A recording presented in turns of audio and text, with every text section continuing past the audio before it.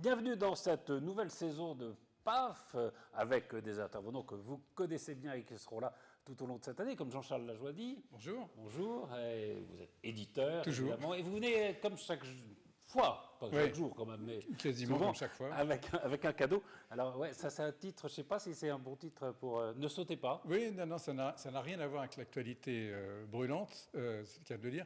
Non, c'est Ne sautez pas, c'est l'histoire d'un jeune laveur de carreaux qui se pose plein de questions existentielles sur son toit. Et puis un jour, il mange son sandwich en haut du plus haut building de Bruxelles. Et un type qui se précipite vers lui en disant ne sautez pas, pensant que le type va lui suicider. Et ça lui donne l'idée de se dire, d'essayer de soutirer de l'argent aux multinationales en faisant des sortes de chantage comme ça. Et voilà, le livre démarre à ce moment-là. Et c'est de Frédéric Ernotte qui n'a rien à voir avec la... Rien à voir avec la patronne de France Télévisions. C'est un jeune auteur belge très appelé un grand avenir, une très très belle plume. Voilà. Très bien, donc ça s'appelle Ne sautez pas, et c'est aux éditions évidemment Lajoie-dit. Voilà. Stéphane Manson, bonjour. Bonjour Patrice. Professeur à l'université de Versailles-Saint-Quentin. Oui. Il n'y a pas de raison. Hein. Il n'y a aucune raison. La rentrée universitaire... la retraite non, c'est à 68 ou 69 ans. Il y a un peu de temps. La rentrée s'est bien déroulée, sauf qu'elle s'est déroulée le 1er septembre, figurez-vous. C'est pas vrai? Oui, tout fout le camp. Qu'est-ce qui se passe? Voilà que l'université rentre le jour même jour que les classes, que les petites écoles. À travailler, non, c'est le début des vacances, Patrice, pour moi. Bah oui, c'est ça. Voilà. Maintenant, c'est beaucoup plus que 3 heures de cours par semaine, comme autrefois. Hein. Oh, nous en reparlerons. Oui. 3h30.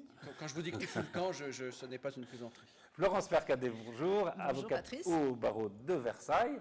Et nous sommes ravis pour cette première de cette saison d'avoir un invité, et pas n'importe quel invité, c'est Carl Olive, maire de Poissy, conseiller général, vice-président du conseil général. Et vous publiez un livre qui s'appelle Ma ville, ma bataille, c'est aux éditions Ballant.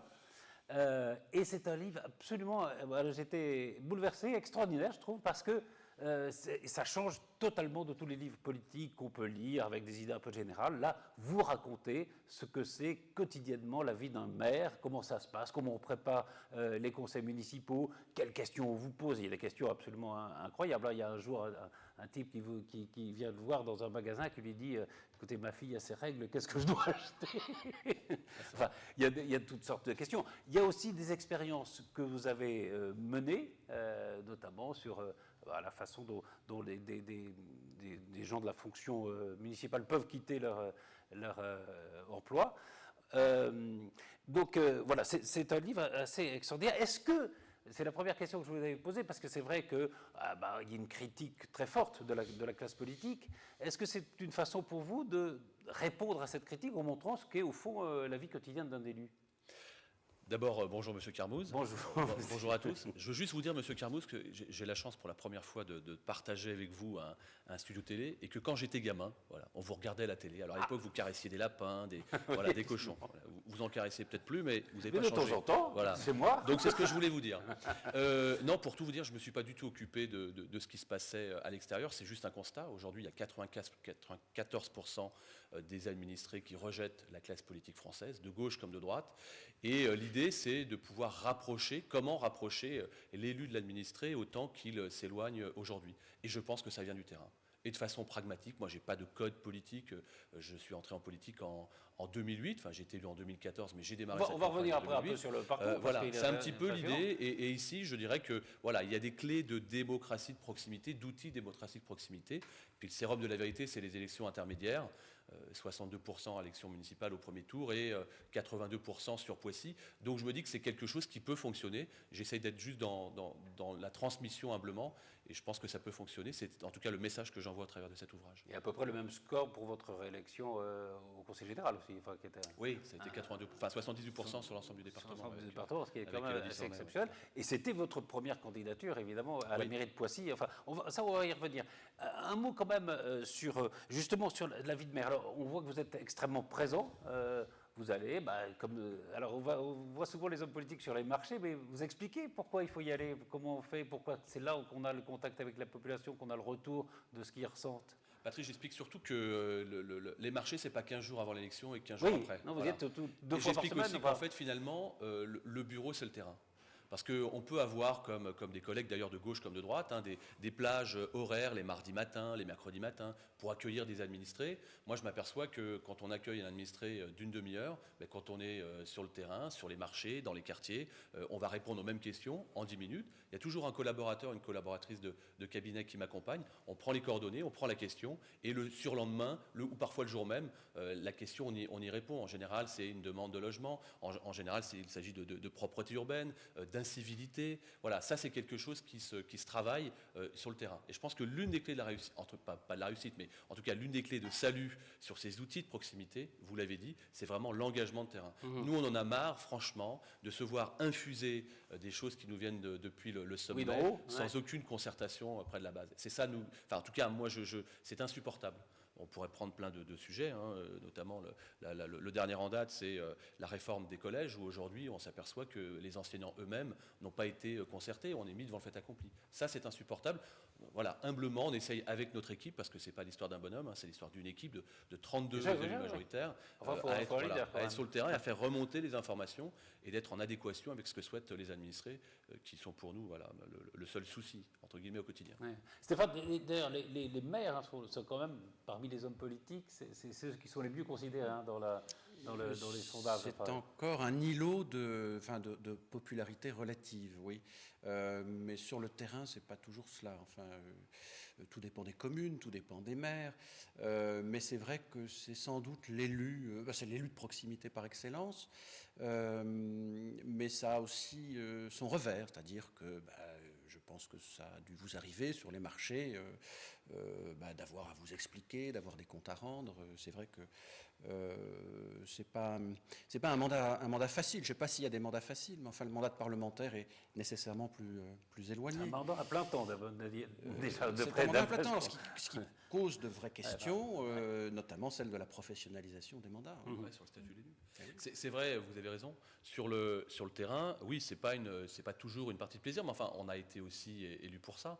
À Poissy, par exemple, pour aller dans votre sens, on prépare nos conseils municipaux dans les quartiers. Je pense qu'on est la seule commune de France à le faire. C'est-à-dire que tous les mois, on prépare nos conseils municipaux dans un quartier différent. On prévient les administrés une semaine avant, c'est entre 200 et 400.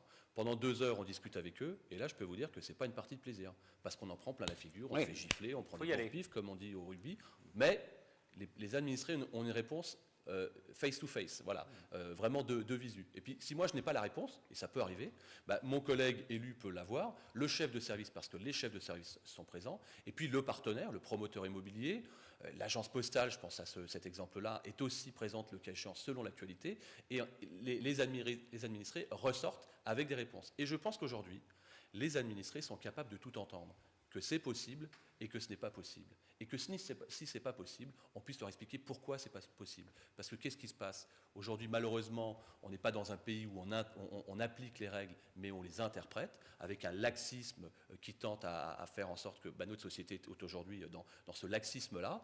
Quand on donne les règles, qu'on fixe les règles et qu'on respecte ces règles, à un moment donné, on est dans le jeu, on est hors du jeu. Et quand on est hors du jeu, il faut le dire. Et les administrés l'entendent.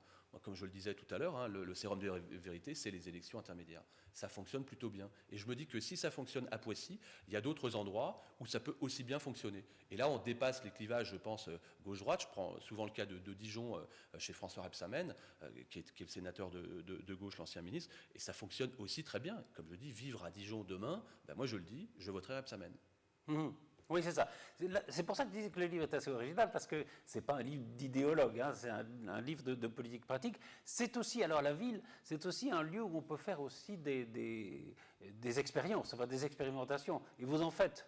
Oui, Patrice, parce que, comme le dit Gérard Larcher, le président du Sénat qui m'a offert la préface, cette génération a connu l'âge d'or. Nous, on est à l'âge de pierre.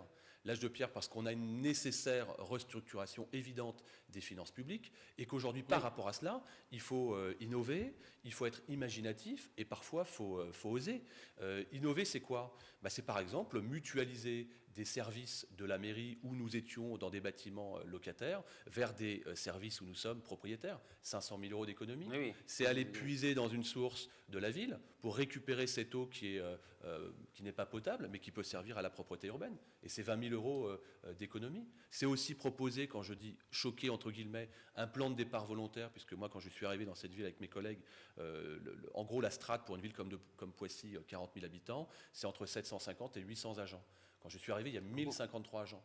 Donc, et qui font très bien leur boulot. Mais n'empêche que sur une ville moyenne, on devrait être entre 750 et 800. Et il n'y avait pas de départ volontaire en fait. Alors, d'abord, moi je l'ai connu à Canal+, et un jour, un jeune garçon, moi je suis né, je le disais tout à l'heure dans la coulisse, je suis né dans les quartiers, dans un quartier populaire qui s'appelle la Coudray. Un jeune de mes potes est venu voir, qui est agent, syndiqué CGT, me dit, voilà, moi j'aimerais partir de la collectivité parce que j'ai un projet, mais j'aimerais partir avec un peu d'argent. Je lui dis, écoute, moi j'ai connu ça à Canal, mais dans le domaine public, ça n'existe pas. Je dis, je vais regarder. Et ça existe. Depuis le 18 décembre 2009, il y a un arrêté à la demande de l'agent, avec un projet validé par le maire, selon son ancienneté, il peut partir entre 15 000 et 60 000 euros. Alors pourquoi depuis 2009 personne n'en parle? Parce que ce n'est pas politiquement correct, mais quand vous expliquez ça, d'autant que c'est à l'initiative de l'agent, ça fonctionne. Et Valérie Pécresse, quelques-uns de vos collègues, dont Valérie Pécresse, quelques mois après, nous a demandé les éléments, etc., pour pouvoir éventuellement le mettre en place à la région Île-de-France. Mais le collègue maire de Maubeuge a fait la même chose. J'ai reçu des lettres de France entière, parce qu'évidemment, ça fait le buzz en disant il fait un plan social, etc. Pas du tout. Pas du tout. Oui, c'est la demande de l'agent. C'est volontaire. Voilà. Donc voilà, c'est oser, innover, et puis parfois, oui, choquer. Quand on travaille sur l'absentéisme, il y a des choses qui ne font pas toujours plaisir. Alors, autre chose, avant de revenir peut-être un peu sur votre parcours, mais c'est quelque chose qui a fait polémique, c'est la lettre que vous aviez envoyée aux médecins sur les arrêts de travail, parce que vous vous êtes rendu compte que les arrêts de travail qui étaient donnés dans la fonction publique étaient beaucoup plus longs que dans le privé. Donc, vous aviez écrit aux médecins en disant peut-être qu'il y a quelque chose qui cloche, peut-être qu'il faut faire attention. Et alors, ça a soulevé une polémique. Des médecins ont dit, mais comment? Qu'est-ce que c'est que cet homme politique, ce maire qui s'en prend à la liberté des médecins? Enfin, et là, vous réexpliquez ça, et au fond, on se dit, oui, mais enfin, il a raison, quoi. En fait, je pense qu'une partie des médecins, parce que c'est une frange très syndiquée. Mais ça avait fait polémique. C'est une frange très syndiquée des médecins généralistes qui s'étaient émus. En fait, on est tous, aujourd'hui, de gauche comme de droite, concernés, quand on est élu responsable, sur les restructurations des finances publiques. On a plus de 2000 milliards de dettes dans ce pays. Donc chacun à son endroit, on essaie d'être responsable. On a mis en place l'amélioration des conditions de travail. Par quoi elle passe?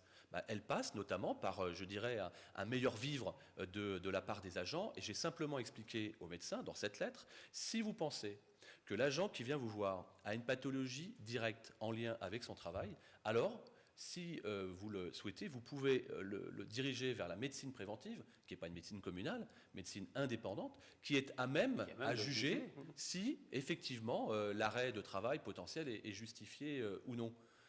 Voilà ce que j'ai dit. Et ce qui, pour moi, confine à améliorer la qualité du travail.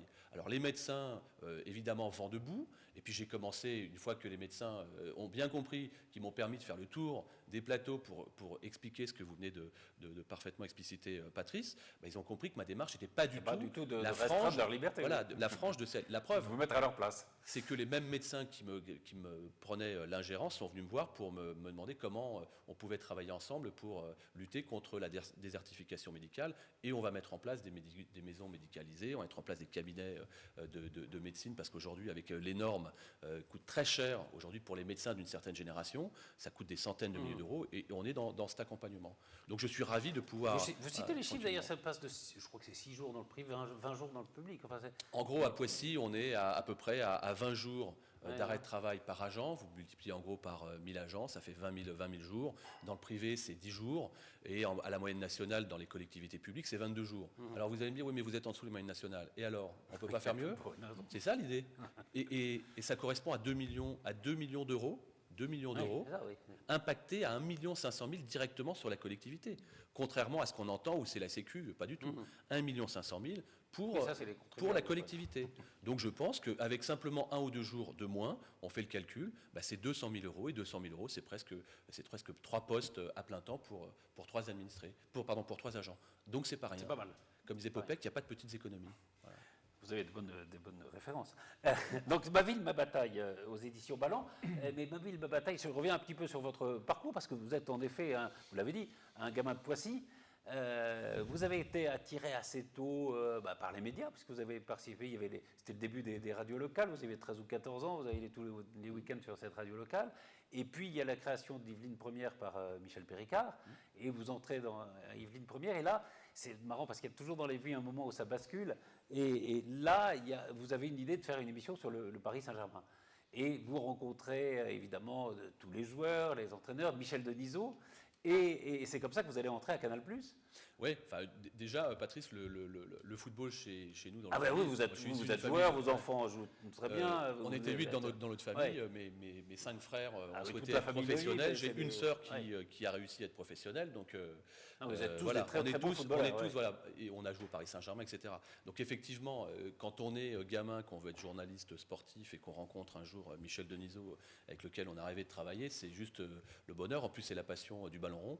Et puis petit à petit, voilà, dans la proximité, Denisot, que vous connaissez comme moi, était vraiment un homme vrai, fait que un jour il m'a dit viens poser le micro sur le terrain puisque tu connais le ballon. Et puis voilà comment l'aventure a commencé en 1988. Vous devenez directeur de la rédaction et directeur des sports de Canal+, vous créez les sports sur iTélé ensuite.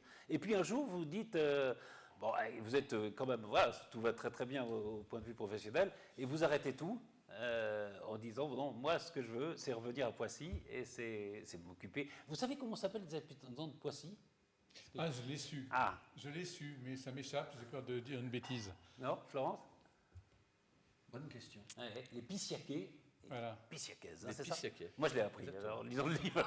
Moi je l'ai entendu il y a une petite semaine pendant le jeu des 1000 francs sur France Inter, mais j'avais peur de me... 1000 euros maintenant, 1000 euros. Oui, le jeu des 1000 euros.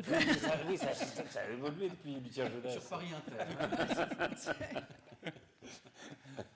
Et donc, non, mais c'est vrai que vous avez quand même eu toujours cette envie de revenir, voilà, là où vous avez grandi, quoi. Oui, en fait, je suis jamais parti de Poissy. Non, mais il y a eu les lumières de Paris, si je peux dire. Mais vous Après, avez la transposition par rapport à cela, c'est que quand on joue au ballon, quand on est môme, ça va très vite. On est dans une vraie belle mixité sociale qu'on a complètement ratée. Alors là, on est tous responsables, les bailleurs, les aménageurs, les élus, de gauche comme de droite. On a raté cette mixité. Moi, juste pour l'anecdote, mais quand dans les années 70, on était au pied de nos tours dans le quartier populaire de la Couledray, il y avait des Espagnols, des Portugais, des Turcs, des Bretons comme ma maman, voilà. Et aujourd'hui, il n'y a plus ça. Aujourd'hui, vous avez des colonnes de Marocains, des colonnes d'Algériens, des colonnes de Turcs. Si ça, c'est de la mixité sociale, moi, je n'accepte pas ça et nous en sommes responsables. Voilà. Mais je pense que pour le coup, voilà, on jouait tous ensemble. Et moi, comme je dis, j'ai toujours aimé l'autre. J'ai toujours été en contact avec l'autre. Et je pense que pour le politique, la base principale, c'est quand même d'aimer les gens. Et ça s'apprend pas dans le dictionnaire. Qu'on fasse du journalisme comme vous, quand vous êtes en contact avec l'autre, je pense que c'est pas une flagornerie que de dire que vous avez un contact privilégié, Patrice Carmouze, avec votre auditoire. Quand on est dans la politique, quand on est dans le sport, il y a une chose, c'est le respect, la valorisation et je dirais l'amitié, l'amour des gens. Voilà. Et déjà, vous êtes revenu par l'associatif. Oui. Alors, d'abord, vous avez présidé le football club de Poissy. Poissy, ouais. Et puis ensuite, moi, je suis revenu, si vous voulez, pour une bonne raison. Vous avez créé Cœur de Poissy, qui était une association. C'est pas directement la politique, mais la situation politique a fait que... Je me suis engagé du jour au lendemain où, à la fin du premier tour de l'élection municipale de 2008, j'étais président du club de l'AS Poissy. Oui. Et j'ai toujours été, non pas soutenu, mais j'ai eu toujours un espèce de supporter qui était le maire qui n'y connaissait absolument rien au football, qui m'a laissé tranquille. Il m'a dit simplement qu'il faut bien gérer les deniers publics. Je crois l'avoir fait entre 2004 et 2008. Ce maire a été ennuyé par la justice, donc il a eu ce qu'il malheureusement méritait. Voilà. Mais il m'a soutenu et moi je le soutenais aussi dans sa campagne. Il se trouve que j'étais président de son comité de soutien. Et quand au premier tour, il a fait 42% et que la gauche a fait 27% et le MoDem 26%, et que le MoDem était plutôt un MoDem de centre-droit, donc c'était l'alliance de la carpe et du lapin, quand le MoDem et la gauche et les Verts et les communistes sont passés au second tour... Vous avez démissionné? J'ai tout de suite démissionné. C'était pour moi impossible d'être finalement le Philippe Noiret du vieux fusil face au nouveau maire. Et j'ai expliqué que cette alliance contre nature allait droit dans le mur. Et au bout de quelques mois, il y avait déjà des grosses difficultés au sein même de l'exécutif. Ils s'en sont rendus compte. Et j'ai donc tout de suite créé cette association. Ouais. On était 5 au départ, on était 300 à l'arrivée, et on est allé à la rencontre des gens pour les écouter. C'est cette association qui vous a permis. Exactement. Alors, vous étiez évidemment connu parce que vous étiez le président du football. Oui, et puis enfant de Poissy. Et c'est vrai que c'était un sous-préfet qui vous avait dit, mais pourquoi vous ne prenez pas la ville si vous voulez, elle est à vous, quoi. Parce que vous aviez cette notoriété-là. Mais quand même, vous êtes parti de l'associatif, vous avez pas... Je veux dire, par là, quand vous êtes présenté, aujourd'hui, vous êtes membre du Parti républicain. Oui. Mais vous n'étiez pas quand vous pas êtes du tout. présenté. Vous avez été soutenu par eux, mais vous avez fait une. C'est-à-dire que quand j'étais à la direction des sports de Canal+, j'ai accueilli David Douillet, qui était un jeune retraité qui venait de remporter le titre de champion olympique. David est arrivé en 2009 à Poissy, a été élu à la législative, et on a fait, je dirais route commune. Effectivement, j'étais sans étiquette à l'époque, et j'ai rejoint ce mouvement de l'UMP puis des Républicains, tout simplement parce que je pense qu'aujourd'hui, on ne peut pas être à la fois dans l'assistanat complet, alors qu'on peut être dans l'accompagnement. On ne peut pas donner à manger du poisson tous les jours quand on est capable d'apprendre à pêcher. Voilà. Et je suis plus dans cette droite sociale, on va dire, humaniste. Oui, je sais bien, mais j'assume. Alors, Poissy voit plus grand, c'est quelque chose que vous venez de... Donc en fait, dans votre émission, il y a que moi qui parle, Patrice. Non, parce que non, si vous avez des questions à poser, non, mais vous pouvez intervenir quand vous voulez. Non, mais ils sont timides. Heureusement qu'il prend soin de nous. Hein. Non, mais après, on va parler un peu de politique générale. Vous allez voir, à mon avis, vous en avez marre.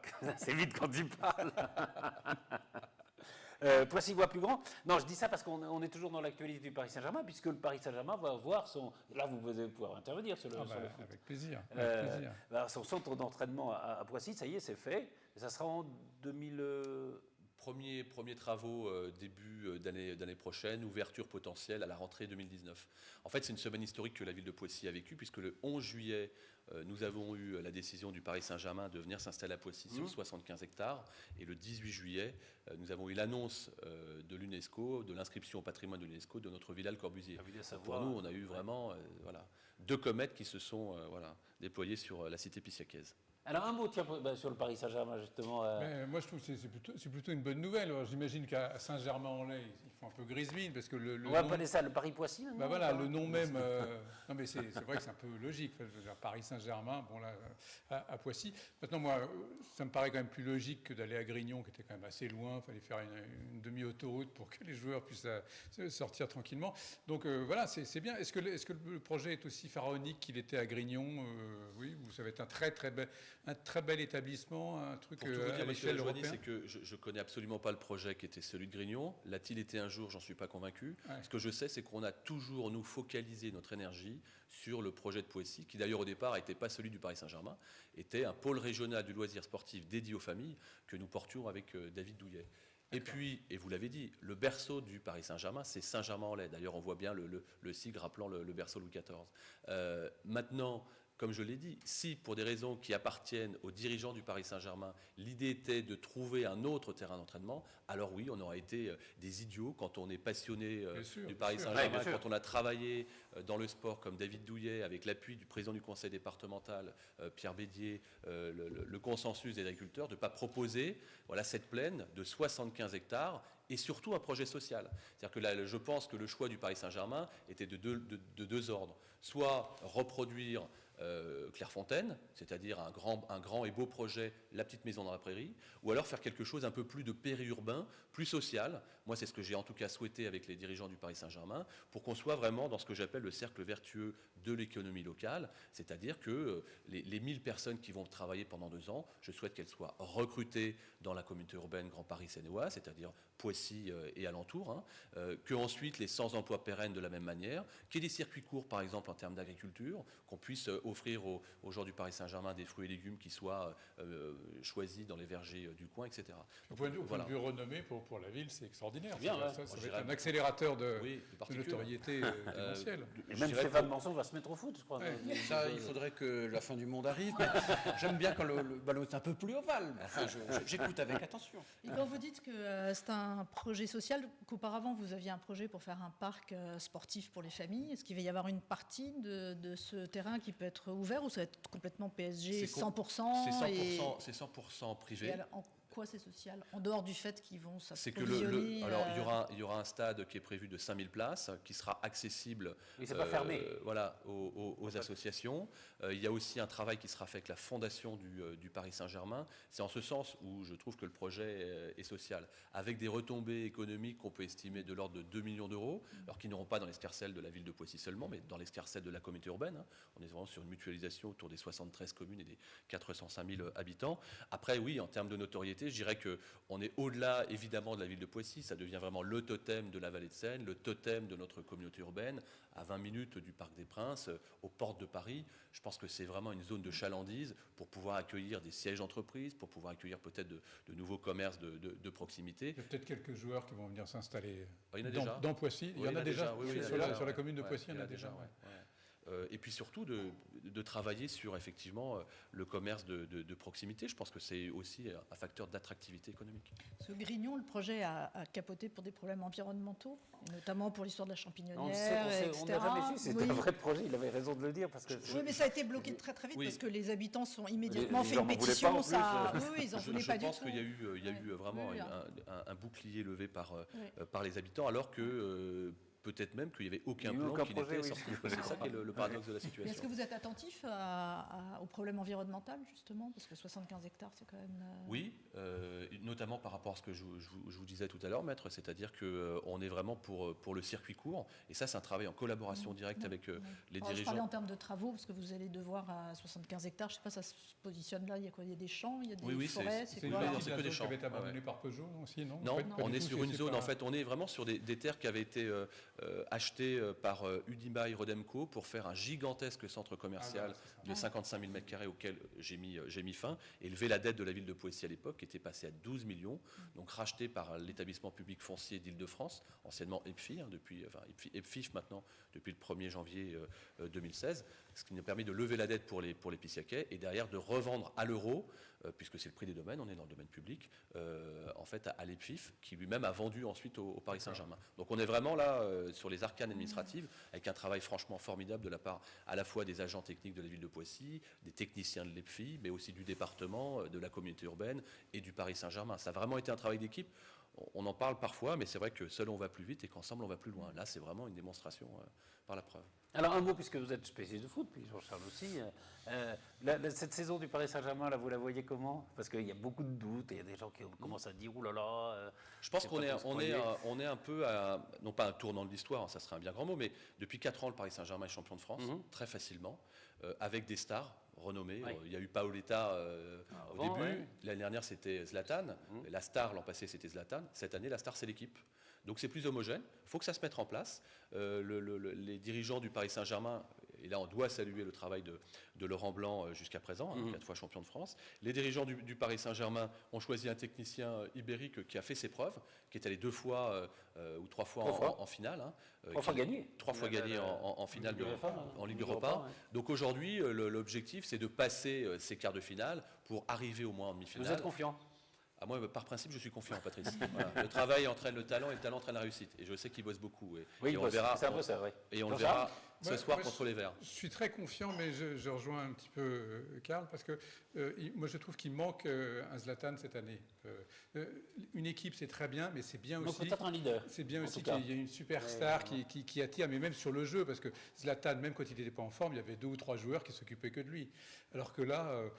ça râlait pas. Là, ils se prennent un peu le bec de temps en temps entre eux, ce qui n'existait pas avant. Il y a beaucoup de gens qui disent qu'Cavani va prendre cette place-là. Honnêtement, on peut penser que non. Non, pas de leader. Il peut prendre la place d'avant-centre. Il manque... non, franchement, j'ai l'impression qu'il manque une véritable star. On va voir ça. On va voir ça très vite. C'est la 4e journée. Ce soir, c'est Saint-Etienne qui se déplace au Mardi, il y a Arsenal.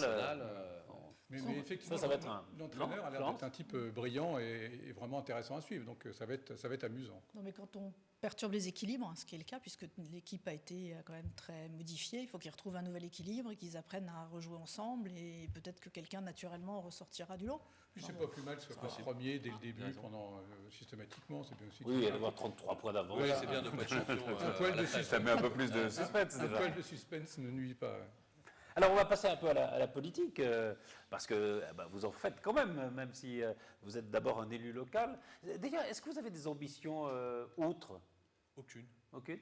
Non, même en me rasant, je suis un peu mal rasé là. Mais, vous n'êtes pas candidat à la primaire déjà? Non, absolument pas. Non, et c'est ce que je dis aussi à mes collègues, c'est ce que je dis aux jeunes quand je donne quelques cours à l'école supérieure de journalisme. Je pense que tout arrive à point pour qu'il s'y attende, et quand le fruit doit tomber, il tombe. Mais si c'est derrière pour dire, voilà, dans 3 ans, je me fixe ça, je vais être champion en telle année, etc., c'est le meilleur moyen de se casser la gueule, pardon l'expression, mais moi je pense que la valeur, c'est vraiment celle du travail. Je ne m'imaginais pas une seule seconde devenir patron des sports d'un canal, patron des Yvelines Premières, aujourd'hui maire de Poissy, et je le suis devenu. Il y a eu un concours de circonstances, ok, mais moi je ne dois rien à personne. J'ai bossé avec mes collègues, on a eu un esprit d'équipe, c'est comme ça qu'on y est devenu. Donc je suis très bien comme ça, je suis ravi. Je suis aujourd'hui porte-parole d'Alain Juppé au niveau départemental. On va en parler. Je fais la présentation de ces meetings. Je suis ravi d'être aux côtés de ce monsieur. Un mot peut-être de façon générale. C'est vrai que quand on regarde un peu l'histoire comme ça des élections sous la Ve République, je parle devant vous, Stéphane, c'est peut-être la première fois qu'on a autant d'incertitudes sur ce qui va se passer. Le jeu est extrêmement ouvert, ça c'est vrai, c'est ce qu'il y a d'intéressant au demeurant. Oui. Et peut-être d'angoissant. Et d'angoissant, peut-être aussi. d'inquiétant. Je disais, parler avec des chefs d'entreprise qui disaient, mais comment voulez-vous que des entreprises étrangères viennent en France aujourd'hui avec l'incertitude politique qui règne? C'est vrai que ça pose des problèmes. Je ne suis pas d'accord. Non, je ne suis pas d'accord. D'abord, on l'a déjà connu en 2002. Qui eut cru que M. Jospin passerait mais à la trappe. ça c'était où Jospin ou Chirac. Enfin, en 1995, on l'a connu aussi avec la bataille Balladur-Chirac. Mais on voyait à peu près qui serait. Moi, j'ai pas la même approche, si je peux me permettre, M. Carmouth, c'est que aujourd'hui, j'en suis pas à me dire, mais comment une écurie étrangère, une entreprise étrangère viendrait en France, comment on peut le faire. C'est plutôt qu'est-ce qu'on fait pour garder nos entreprises françaises ici chez nous.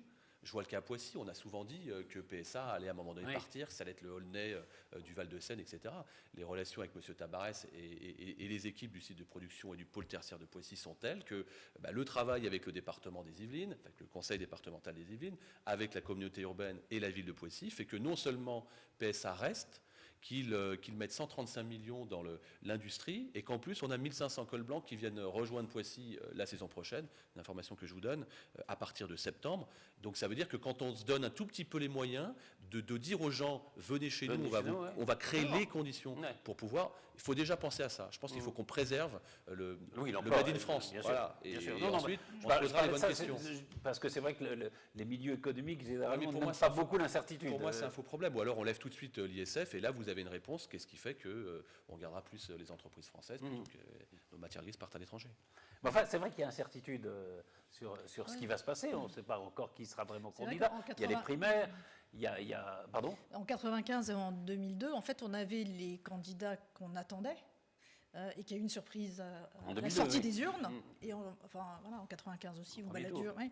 Mais là, le problème, c'est qu'on a une incertitude même sur le nom des candidats qu'on va retrouver finalement au mois de mai de l'année prochaine. Oui, c'est la première fois qu'il y a des primaires dans les deux camps. Dans les deux camps, oui. De droite et de gauche.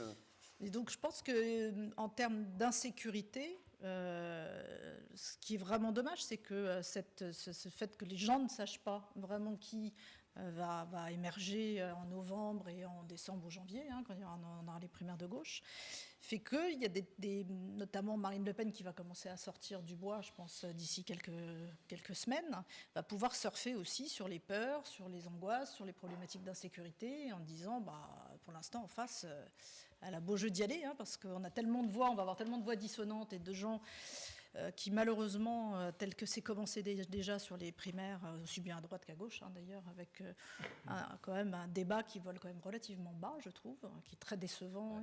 Et je crois que les gens sont un peu angoissés aussi par tout ça. Est-ce qu'il a commencé ce débat Moi, je vous rejoins, Maître, par rapport à ce que vous dites, et vous dites notamment sur effectivement l'existence même des primaires.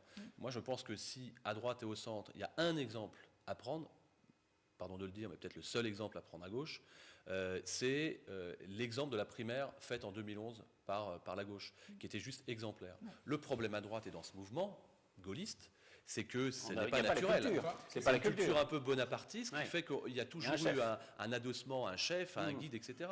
Et qu'aujourd'hui, la difficulté, et moi c'est ma crainte, c'est que je pense que la scène des tontons flingueurs dans la cuisine, il faut s'arrêter tout de suite. Parce qu'au soir du 28, le Pulse, Il va falloir leur coller. Oui. C'est amusant parce que quand vous dites la primaire socialiste est exemplaire, qui peut honnêtement dire à l'heure actuelle que ça a été exemplaire, que ce soit François Hollande qui sorte de ses primaires. Et non, que mais c'est François la Hollande... tenue. La tenue des primaires a été exemplaire. Les débats ont été intéressants. Mais quelle importance. Ce qui compte dans une primaire, c'est le résultat. C'est pas la façon. Ce qui compte, c'est que ça accouche d'un candidat digne de ce nom et qui puisse faire un président digne de ce nom. Or là, je ne pense pas être le seul Français. Je pense que le président est à moins de 10% d'opinion favorable. Je pense qu'il y a quand même 90% des gens qui sont... Sauf qu'il a bien été élu par les Français. Voilà. Bien sûr. Sauf qu'il a bien été élu par les Français. Pour moi, c'est la preuve évidente Là où je vous rejoindrai peut-être, c'est que les primaires, pour gagner les primaires, il faut être assez flou, parce qu'il a été. C'est-à-dire que pour rassembler un peu son camp, peut-être qu'il ne faut pas prendre de position trop forte. Enfin, alors que les gens attendent des positions fortes. Les primaires, c'est une catastrophe, c'est la fin des partis politiques, c'est la fin du militantisme, c'est la fin de beaucoup de choses. Et moi, je pense que c'est quelque part la fin de la démocratie, parce qu'effectivement, tout le monde va s'engueuler jusqu'au dernier moment, alors que là, on devrait déjà savoir qui à droite et qui à gauche va effectivement relever le gant. Mais là, on ne sait pas, et ils vont s'engueuler pendant... Stéphane ? Oui, la fin des partis, enfin c'est sans doute une fin des partis politiques, c'est pas la fin parce que... Et en même temps, c'est eux qui ont la main mise sur la organisation des primaires, ce qui leur redonne un peu de légitimité. Et puis de surcroît, on ne sait pas encore comment faire sans les partis politiques. Je sais bien que les partis ne sont pas... alors, mauvaise image, etc. On se flatte de ne jamais avoir appartenu à certains partis, enfin certains élus disent non, moi les partis, j'en suis très éloigné, etc. Mais sauf que ce sont des institutions, des machines, des mécanismes qui sont inhérents à la démocratie. Bon, alors je sais bien, Macron, voilà, qui n'est ni à gauche ni à droite, un peu de gauche, mais sans être socialiste, enfin il faut pouvoir s'y repérer. Vous bien faire, lui. C'est pas... Non, mais pour voter, oui, j'aimerais comprendre. Mais si vous voulez de la clarté, par exemple, un militant, quel est l'intérêt pour un quidam d'aller au PS ou chez les Républicains pour militer? Ça ne sert strictement à rien, si ce n'est à perdre du temps et à donner de son énergie, parce que de toute façon, le premier clampin venu pour aller voter aura autant d'importance que lui. Donc le militantisme est mort. Je suis d'accord avec vous, je suis absolument d'accord avec vous. C'est-à-dire que c'est aussi l'expression, on l'a déjà évoqué, d'une très grande faiblesse des partis politiques. La fonction des partis politiques qui explique la fonction normale d'un parti, c'est de dégager des candidats. Et là, on voit que c'est en effet impossible. Je vous en prie, Ce que je voulais dire aussi, c'est que ce qui tue un peu aussi le débat, c'est que ces primaires-là, c'est une manne pour les sondeurs. Enfin, je veux dire, les sondages, on en a tous les jours. Ça ne veut rien dire. Je veux dire, on a des sondages aujourd'hui. Ça va se compliquer parce que on ne sait pas très bien qui va aller voter. Donc, voilà, c'est ça. Non, mais on nous sort des sondages extrêmement complexes et coûteux.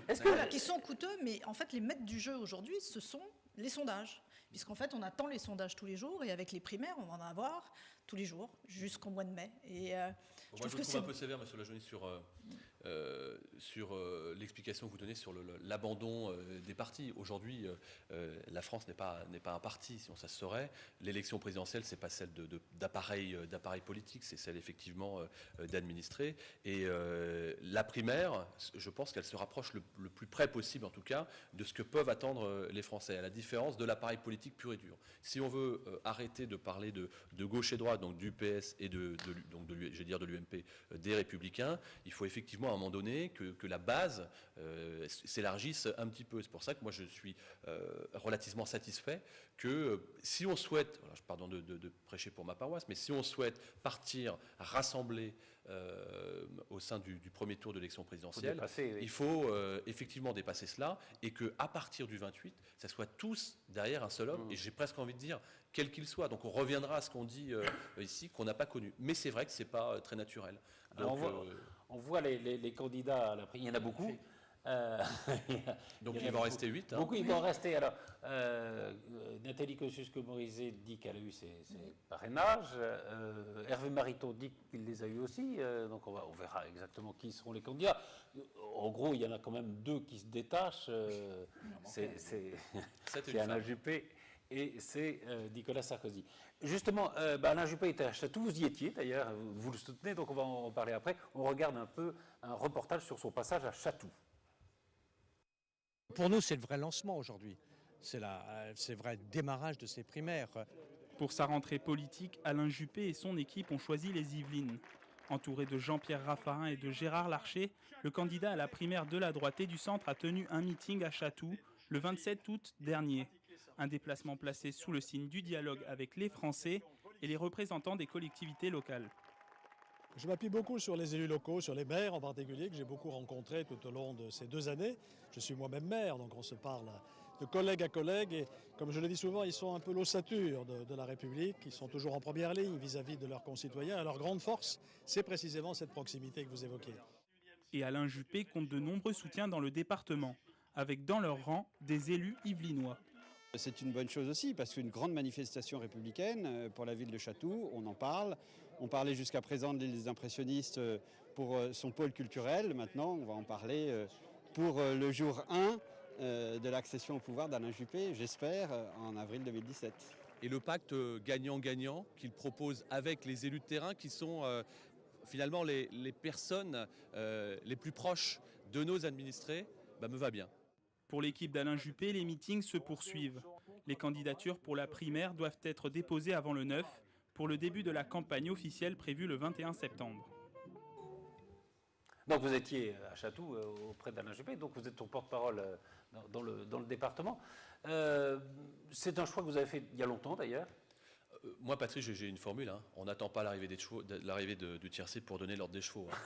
Donc en décembre 2013, j'ai fait la rencontre de M. Juppé à Bordeaux. J'ai beaucoup aimé le lien direct qu'il pouvait avoir avec les futurs élus que j'étais, donc avec les maires.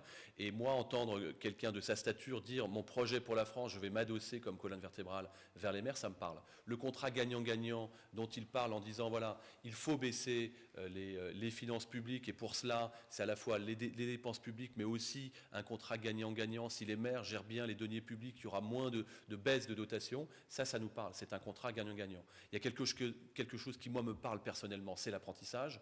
C'est un fervent défenseur de l'apprentissage. Aujourd'hui, en France, on a à peu près, je regarde monsieur le professeur, on a à peu près 500 000 apprentis. En Allemagne, il y a 1 500 000 apprentis. On a un taux de chômage dans cette classe d'âge de 18-25 ans à peu près, qui chez nous est à peu près à 25%. Ouais. Elle est à moins de 10% en Allemagne. Donc, à la différence de ce qu'on dit que c'est une voie par défaut, l'apprentissage, pour moi, pour nous, pour M. Juppé et ses équipes, c'est un passeport pour l'emploi. Donc là, il y a des choses concrètes qui sont faites. Puis après, oui, c'est un homme d'État, il a l'expérience, il n'y a pas de clivage, il y a un rassemblement qui est fait. C'est l'homme d'un mandat.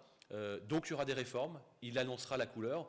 Moi qui viens du sport, on a imbibé encore une fois aux règles du jeu, c'est quelque chose qui me parle, je ne suis pas le seul. Il y a eu un appel aux 1000 maires, il y a 1000 maires qui étaient présents et qui sont derrière lui, et autant de facteurs qui fait qu'au-delà du lien personnel qu'il crée avec les gens de terrain, il y a cet engouement, et on le voit, pardon de le dire, dans les sondages jour après jour, mais aussi sur le terrain, parce que ça c'est le plus important, qui nous parle à nous. Voilà. Vous disiez, c'est vrai, c'est un homme d'État, il a été Premier ministre, il est, vous le rappeliez, maire de Bordeaux, et tout le monde reconnaît, alors droite et gauche confondu, que c'est un excellent maire de Bordeaux, qu'il a changé le visage de la ville. Est-ce que vous pensez que l'expérience qu'on a à la tête d'une mairie, elle est transposable à la tête d'un État, même si les problèmes sont différents? Oui, enfin, il était ministre avant d'être maire de Bordeaux. Non, j'ai rappelé qu'il avait été Premier ministre, mais c'est vrai qu'un Premier ministre, un Premier ministre contesté, il est un maire incontesté, si je peux dire. Et d'ailleurs, il se sert de son expérience bordelaise pour dire, voilà, c'est aussi un peu ce que je veux faire pour la France. Est-ce que c'est transposable? Je pense que le bon cru est là. Puis là-bas, on est à Bordeaux, vous savez de quoi je parle. Oui, et puis en tout cas, c'est clair. Voilà, c'est clair dans l'approche qui est la sienne sur ces économies que nous devons faire pour baisser cette dette énorme, et notamment les remboursements d'emprunts. Un exemple, on parlait tout à l'heure des collèges, mais sur les rythmes scolaires, cette loi, encore une fois, qui était imposée du haut vers le bas, sans concertation, qui ne satisfait personne et qui est impactée auprès des maires. À Poissy, par exemple, c'est 900 000 € par an avec les aides d'État qui ne sont pas incluses. C'est énorme, c'est 1 200 000 €. Ça ne satisfait personne.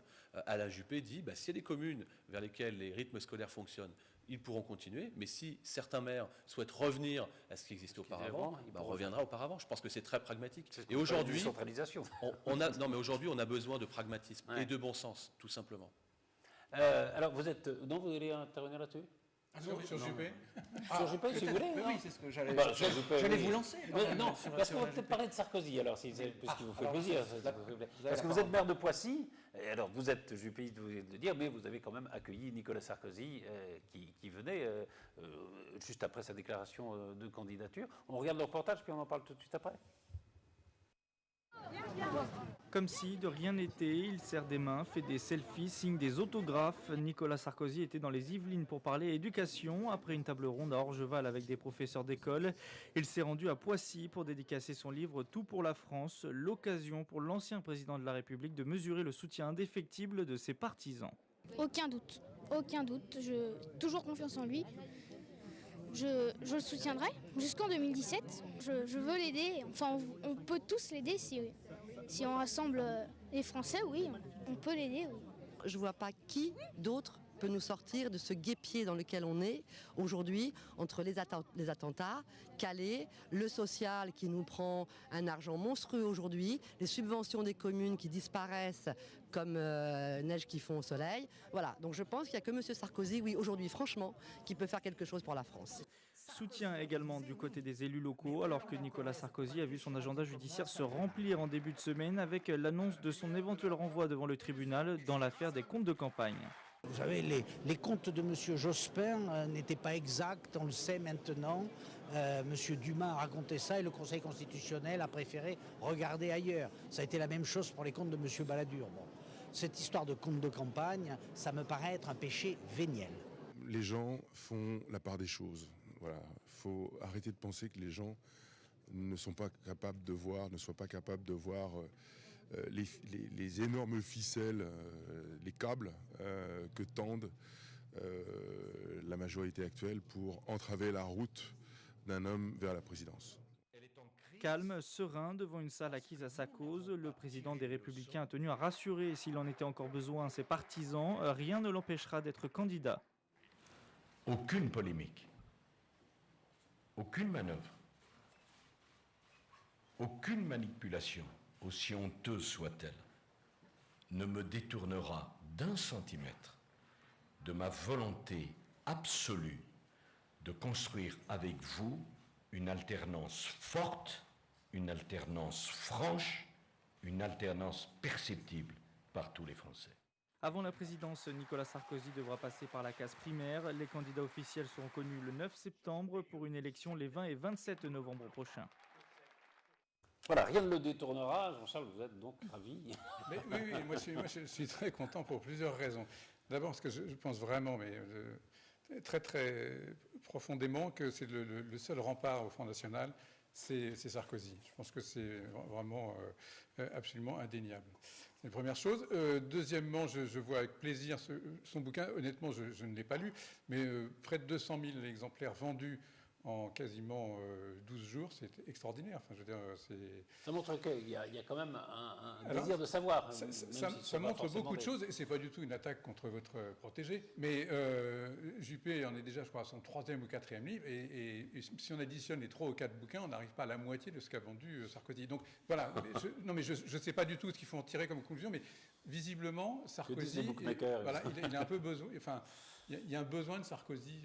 Alors Jean-Charles, vous dites, vous affirmez de manière péremptoire que Sarkozy est le seul rempart contre Marine Le Pen sans argumenter, mais pourquoi lui? Pourquoi ce serait le seul? Pourquoi Juppé ne pourrait pas être un rempart contre Marine Le Pen? Je ne voulais pas forcément mettre le débat là-dessus, mais moi quand j'entends Juppé à propos de voile dire le voile, on peut en discuter, ma mère portait le voile pour aller à l'église, pour moi tout est dit. C'est-à-dire que là, je veux dire, ce sont des flots de gens qui vont aller vers le Front National en disant si c'est ça à la droite, si la seule réaction d'un élu, fut-il Premier ministre et très brillant maire de Bordeaux, c'est de dire que la réponse au voile, tout ça, c'est sa mère qui allait à l'église avec un voile, c'est-à-dire qu'on n'a rien compris. Là, par rapport à ça, je pense que c'est pas ce que dit M. Juppé, notamment concernant le Burkini.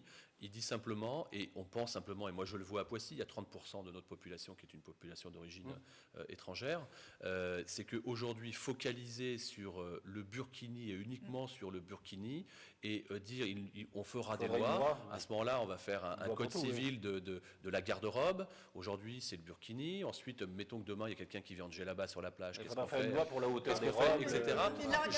Juste pour terminer, je dis simplement maintenant, si effectivement il y a des appropriations communautariste, provocatrice sur les plages comme on l'a vu en Corse, il n'y a aucun cadeau à faire et c'est ce que dit Alain Juppé. Maintenant, chez moi, ici à Poissy, on a une charte de la laïcité qu'on a mis en place depuis 2014 et ça se passe bien avec, avec tous les cultes parce que d'abord on se rencontre, on dit les choses, il y a des règles et on applique les règles. Et je le redis, si on applique les règles, il y aura bien moins de problèmes dans ce pays. Mais je suis tout à fait d'accord. À l'évidence, Poissy est un laboratoire et un beau laboratoire. Mais reconnaissez, on sait très bien que ça ne se passe pas comme ça dans toute la France. Il n'y a pas une journée où on ne voit pas des nanas en short qui se font agresser parce que ce n'est pas la bonne tenue, des nanas à la sortie de l'école qu'on traite de putes parce qu'elles ne sont pas assez vêtues. Oui, mais dire qu'on fait une loi contre le burkini, c'est faire le jeu des terroristes. C'est ça qu'ils attendent. Ils attendent à ce qu'on divise, à ce qu'on éclate la France. C'est ça qu'ils attendent. C'est le pire des arguments. C'est maintenant. Ne disons rien contre les dérives de l'islamisme parce que sinon ça fait le jeu de l'islamisme. Bon, bah, à ce moment-là, on laisse tout tomber, on abandonne. Le burkini, c'est totalement ridicule. On n'a rien dit et faire une loi, il n'y a peut-être d'autres réponses. Je parle de la loi. Est-ce qu'il y a 3 ans, il y avait un seul souci sur une plage en France? Non, mais justement, que ça soit une provocation, c'est une provocation.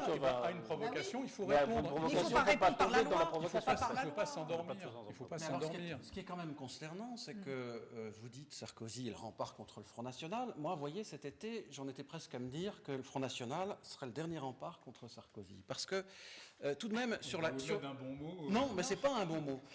Sur la question fondamentale de l'état de droit.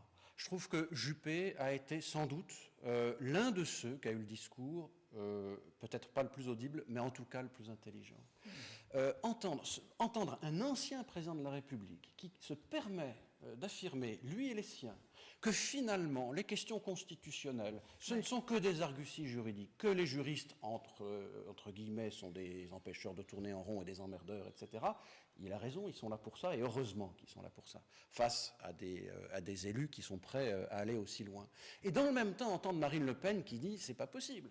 On ne peut pas mettre en cause ce concept fondamental sur lequel, pardon, mais l'Occident s'est construit quand même depuis 1215, la Grande Charte, la Magna Carta en Grande-Bretagne, sur lequel notre ordre démocratique et républicain s'est construit tout au long du XIXe siècle.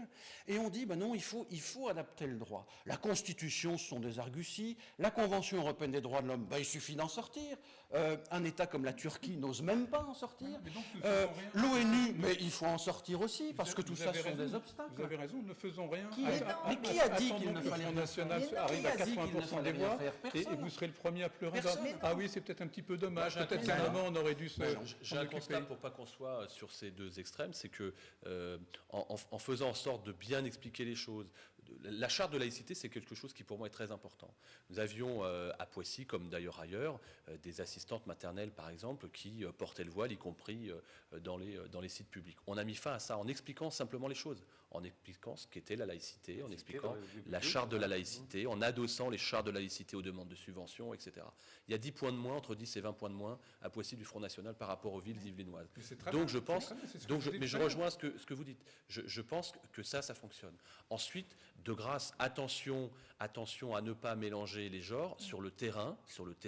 Les gens sont très loin de toutes ces considérations purement politiques qui consistent à se flinguer les uns les autres, de gauche comme de droite. Sur le terrain, que nous demande-t-on?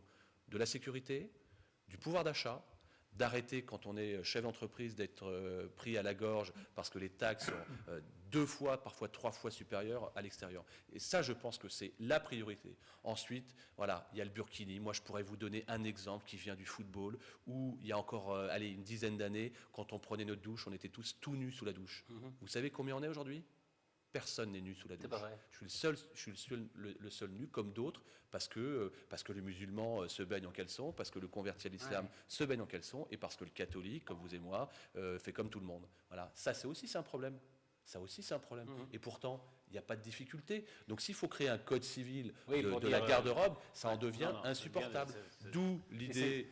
Au-delà de tout ça... C'est ce que font les talibans, c'est les lois de talibans qui disent qu'il faut telle longueur dans les... D'Alain Juppé, d'avoir un code de bonne conduite. Il est temps qu'on ait un code de bonne conduite et qu'on ne perd pas d'objectif, en tout cas à droite, que la primaire n'est qu'une opposition et que ce n'est pas un combat, évidemment. Et parce qu'il ne faudra pas se tromper de camp après le 27 octobre. Un mot sur parce qu'il nous reste à peine 2 minutes, un mot sur les Yvelines quand même, qui va veut remplacer la Corrèze dans le département qui donne des chefs d'État, puisqu'on a quand même 4 candidats, enfin 4 prétendants. Il y a donc Poisson qui sera candidat puisqu'il a un parti. C'est l'exception culturelle. Absolument.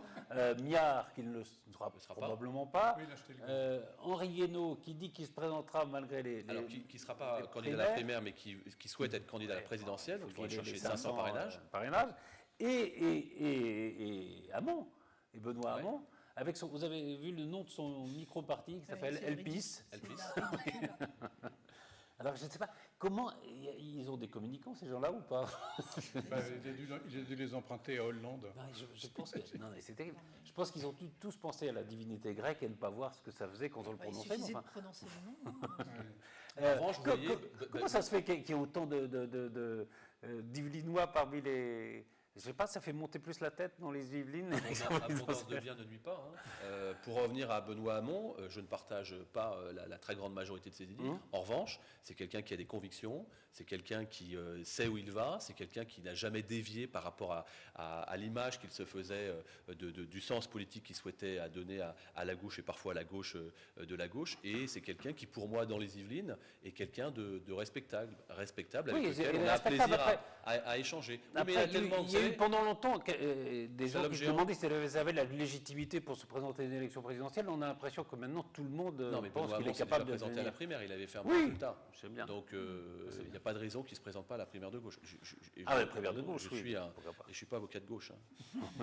Merci en tout cas, Carl Olive. Je rappelle le titre de votre livre, Ma ville, ma bataille. Et la politique, c'est ici, c'est chez Balland. Merci Florence Mercadet, merci Stéphane Monson, merci Jean-Charles Lajoigny. On se retrouve très vite pour un nouveau PAF.